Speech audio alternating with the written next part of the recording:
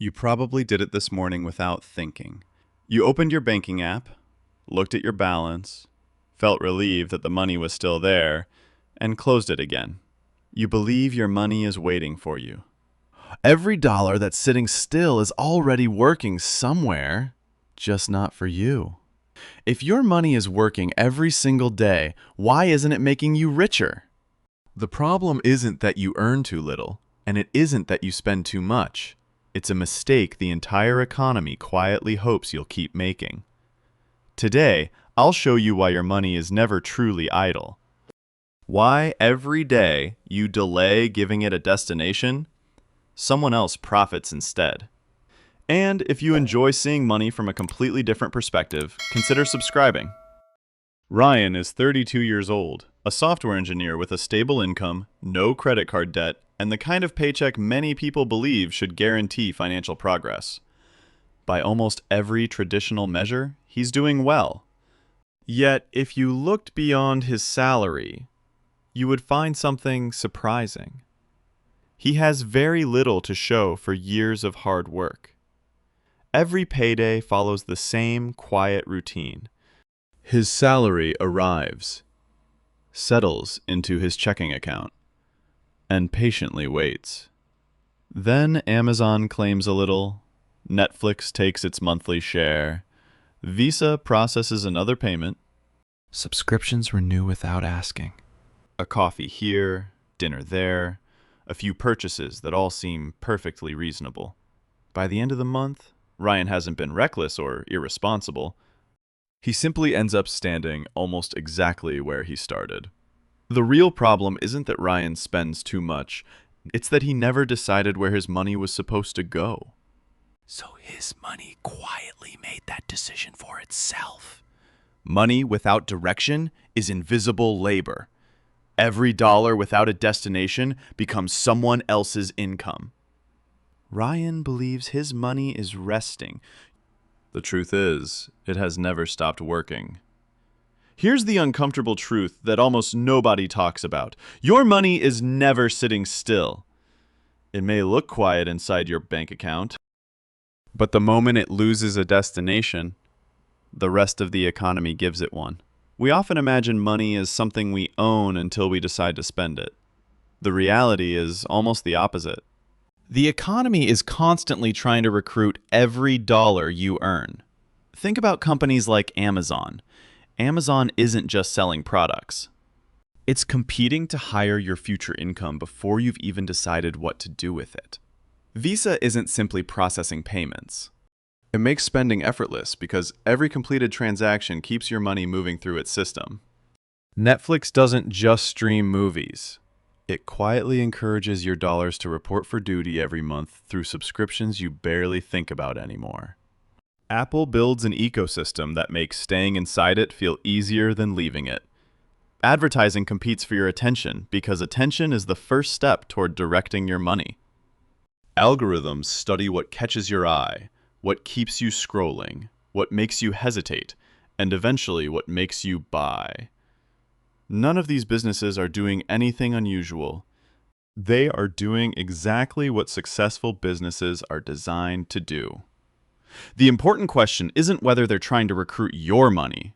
It's whether you've already given your money a better assignment first. If you haven't, someone else gladly will. That's why I think of this as invisible labor. Your dollars are creating value every single day. They're helping businesses grow. They're supporting entire industries. They're generating profits somewhere. The only mystery is whose future they're building. This doesn't mean spending is bad. Buying things you truly need or genuinely enjoy is part of living a good life. The danger begins when your money follows someone else's plan instead of your own. Every dollar is waiting for instructions. If you don't give those instructions, marketing will, algorithms will, social media will, advertising will. Little by little, your financial life starts reflecting decisions you never consciously made. What looks like freedom slowly becomes automation, except the automation serves everyone except you. So the goal isn't to stop spending. The goal is to become the first person to decide where every dollar goes before the world decides for you. Because there is no such thing as idle money. There is only money working for your future, or money quietly working for someone else's.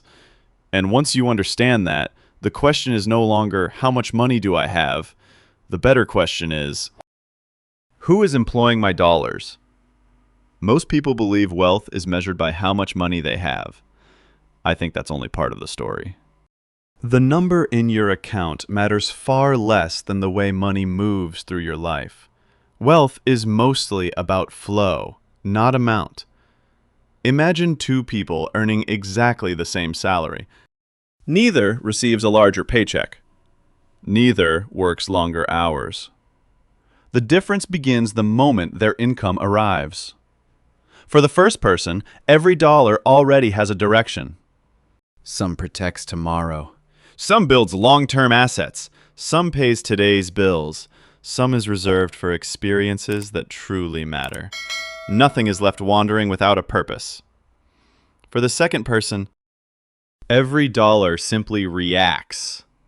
It reacts to the next notification, the next bill, the next sale, the next subscription renewal, the next unexpected expense. By the end of the month, both people earned the same amount, yet one quietly moved closer to financial freedom, while the other simply stayed in motion. That's why I like to think about money through 5 simple ideas. How fast does your money move? Where is it moving? How often is it changing direction? How much friction exists before it leaves your hands? And how intentionally is it allocated once it arrives? These 5 questions reveal far more about your financial future than your salary alone ever can. Then there's something even more surprising. Most financial lives don't operate on deliberate decisions. They operate on defaults. The bank account you opened years ago, the subscriptions you forgot to review, the insurance you accepted without comparison, the retirement settings you never changed, the credit card you've always used, the investments you never started because no default made you begin. Even your tax withholding often continues exactly as it was first configured. Most people never truly designed their financial system. They inherited it, one default at a time. Changing your future isn't only about changing your habits. It's about redesigning the system those habits live inside. But even defaults aren't the real enemy. Something even deeper has been quietly controlling them all along. The biggest mistake most people make is believing that spending is the enemy. It isn't. Buying a coffee isn't what keeps you from building wealth. Keeping a Netflix subscription isn't what decides your future. Even shopping isn't automatically the problem. The real enemy is something much quieter. It's money waiting for a decision that never comes. Every dollar without clear instructions eventually gets absorbed by the system around it. If you don't decide its purpose, something else will decide for you. That's why I think about money in a different way. Not by asking how much I have, but by asking what each dollar is employed to do. This is what I call the employment status of your dollars. One of the core ideas behind money levels. Imagine every dollar in your life as an employee waiting for an assignment. Some are working hard, some are barely contributing, and some never showed up for work at all. Level 1 is unemployed money. This is money sitting in a checking account with no specific purpose beyond being available. It isn't protecting you, growing for you, or producing anything meaningful. It's simply waiting for someone else to claim it. Level 2 is part-time money. This is money held in a high-yield savings account or another relatively secure place, where it begins doing at least a small amount of productive work while remaining accessible when you genuinely need it. Level 3 is full-time money. These dollars are committed to long-term assets such as broadly diversified index funds, ETFs, or other investments designed to generate growth or future cash flow over time. Level 4 is retired money. These are assets that have reached the point where they help pay for your lifestyle instead of requiring your daily labor to support them. Notice that this isn't a ranking of people. It's a way of understanding what your dollars are actually doing while you're busy living your life, and it isn't investment advice. It's simply a framework for thinking more clearly about the role every dollar plays. Whenever I mention long-term investing or historical returns, treat those examples only as illustrations of how compounding can work over time. Actual results will always depend on your income, expenses, investment returns, market conditions, and the decisions you make along the way. The point isn't to promise a particular outcome. The point is to recognize that money changes its impact the moment it receives a purpose. Here's the idea that changed the way I see personal finance forever. Money doesn't become wealthy. Money becomes employed. People become wealthy because enough of their dollars spend years doing productive work on their behalf. The goal isn't to collect the biggest pile of cash possible. The goal is to build the strongest workforce possible. Every dollar that receives a meaningful assignment becomes another employee quietly working toward your future, whether you're awake, asleep, at work, or on vacation. And once every dollar has a job, your financial life stops depending on motivation and starts depending on the system you've built. Don't make it your goal to save more money. Make it your goal to become the CEO of your dollars. A CEO doesn't watch employees wander around without direction. Every person has a role. Every task is assigned before the workday begins.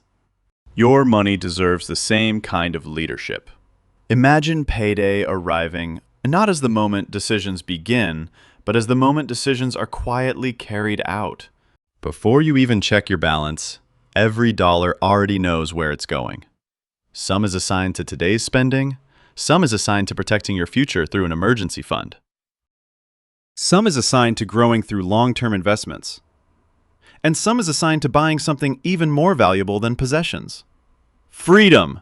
The process becomes surprisingly simple. Money arrives.